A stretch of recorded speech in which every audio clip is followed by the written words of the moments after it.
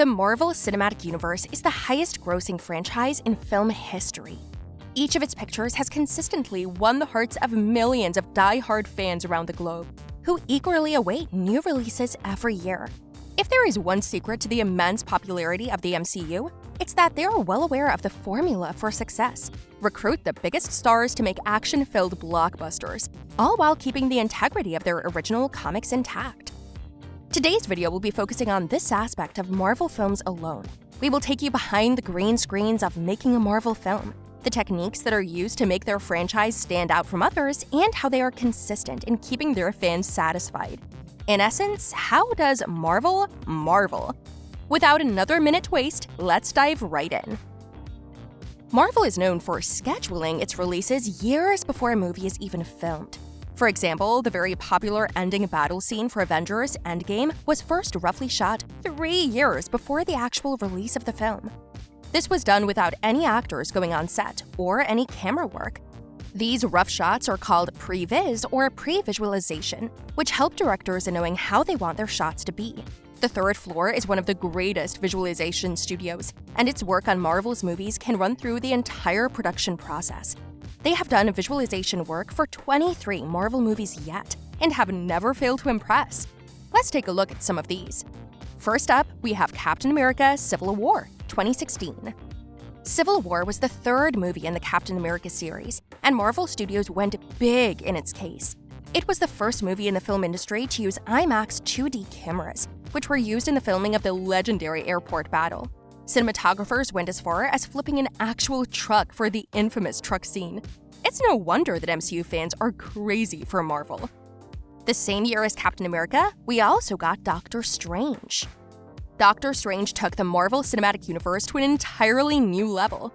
Framestore, an Oscar-winning creative studio, alone captured an impressive number of 365 VFXs, which meant that filming sets were full of empty spaces and green screens.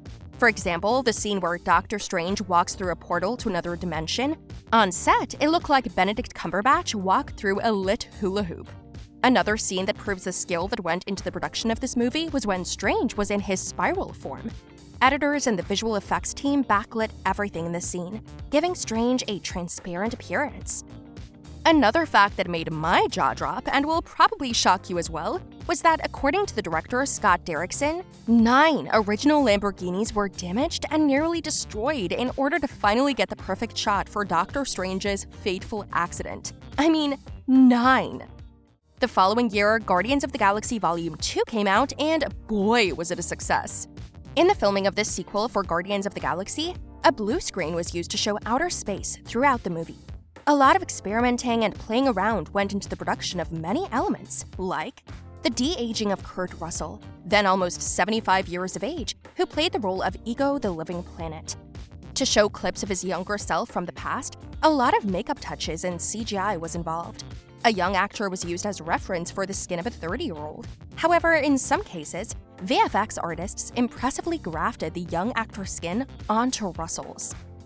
One major concern was how it would be possible for actors to act alongside CGI characters like Baby Groot.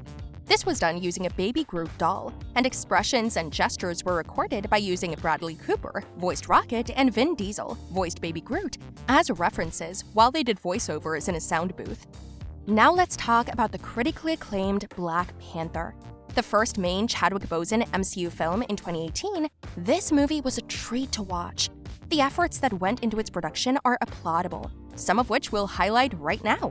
All those fight scenes? No, they were not performed by stunt performers. Rather, the entire cast was given rigorous training of fighting styles ranging from judo to jiu-jitsu, and everything in between. The movie was appreciated for how it was visually distinguishable and diverse, exactly how their cinematographer, Rachel Morrison, said she wanted the film to be. Most Wakanda sequences were shot in a soundstage in Atlanta, whereas the famous car chase in the busy streets of Busan was shot in South Korea.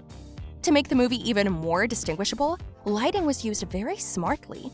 A great deal of Wakanda scenes were shot in the warm afternoon sunlight, with some supplementary light to avoid shadows too.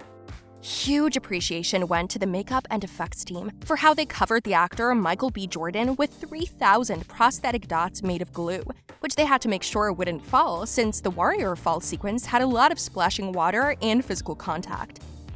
Now, what about the start of the Infinity War arc, Avengers Infinity War? This masterpiece of a movie has about 2,900 visual effects shot in it, each with a lot of effort on their own.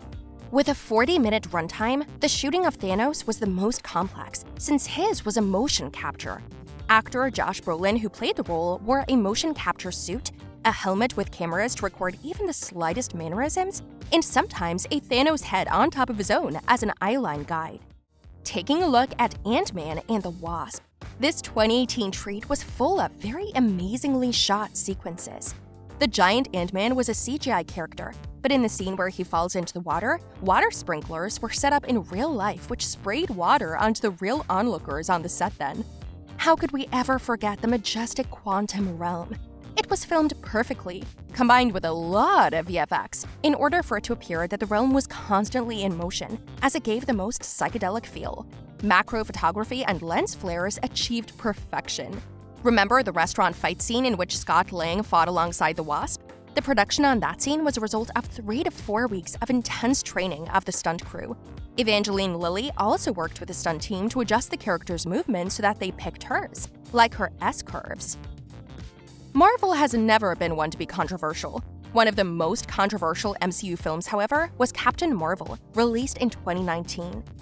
The flying sequences of the Captain were shown by either wirework or by tuning fork rigs operated by team members in blue that were later edited out. One thing that no one can ever forget is the extraordinary de-aging of Nick Fury, played by Samuel Jackson, to his 1990s self. The movie had almost 1,800 de-aged shots of Jackson, with 3 decades of his age removed. This was made easier by his many 1990s films used as references, like Pulp Fiction, 187, and Die Hard in Revenge. In many instances in the movie, the actor had to wear a wig and tracking dots. Now for the pièce de résistance, Avengers Endgame. The last Avengers movie yet was a whole masterpiece of its own. To show the updated version of Thor, the actually very fit and chiseled actor Chris Hemsworth had to wear a bodysuit that weighed 30 to 40 pounds. Marvel's visual producer Jen Underdahl said that wearing the bodysuit helped Hemsworth's performance largely. The legendary end battle scene was a challenge to shoot because it was near to impossible to have so many actors present there at the same time. For example, Tom Holland couldn't come to the set that day, but they did need Peter Parker to hand the Infinity Gauntlet to Brie Larson, and for that, they had another actor double for him, and Holland was then later digitally added to the sequence. This was all for today's video. Don't forget to give this video a thumbs up if you liked it. Tell us in the comments which VFX shot of the MCU is your favorite. Until the next video, stay safe and see you soon!